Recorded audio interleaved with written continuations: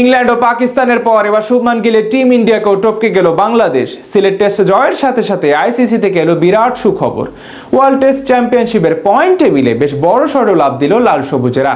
উঠে এলো তালিকার সেরা 5-এ, যেখানে শান্ত মুশফিকদের নিচেই থাকতে হচ্ছে গৌতম গম্ভীরের দলকে।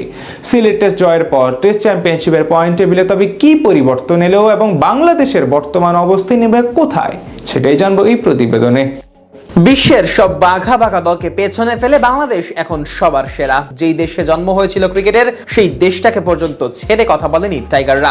এমনকি 150 কোটির জনসংখ্যা নিয়েও বাংলাদেশের জার্সিতে নামা 11 জনের সাথে পেরে উঠছে না জাসপ্রীত বুমরা, শুভমান গিলরা। সবাইকে পেছনে ফেলে আইসিসি থেকে তাই বিশেষ স্বীকৃতিটাই পাচ্ছে নাজমুল হোসেন শান্তর দল। একটা সময় টাইগারদের টেস্ট খেলা নিয়ে তুচ্ছ তাচ্ছিল্য করত ক্রিকেট বিশ্ব, অথচ এখন সেই টাইগারদের সামনেই লাল বলের ক্রিকেটে খাবি খাচ্ছে বিশ্বের সব সেরা সেরা দলগুলো। কি ঘরের মাঠ আর কি বাইরের মাঠ, শান্ত মিরাজ মুশফিকরা রাজত্ব করছেন সর্বত্রই। আর তাই তো টেস্ট চ্যাম্পিয়নশিপের পয়েন্ট টেবিলে এখন উপরের কাতারেই আছে বাংলাদেশের নাম। চলমান টেস্ট চ্যাম্পিয়নশিপে 4 ম্যাচের 2টিতেই জিতে বাংলাদেশ এখন পৌঁছে গেছে সেরা 5-এ। সম্ভাব্য 48 পয়েন্টের মধ্যে 28 পয়েন্ট নিজেদের পকেটে ভরেছে লাল সবুজেরা। আর তাতে করে তাদের পয়েন্টের পার্সেন্টেজ গিয়ে দাঁড়িয়েছে 58.33-এ।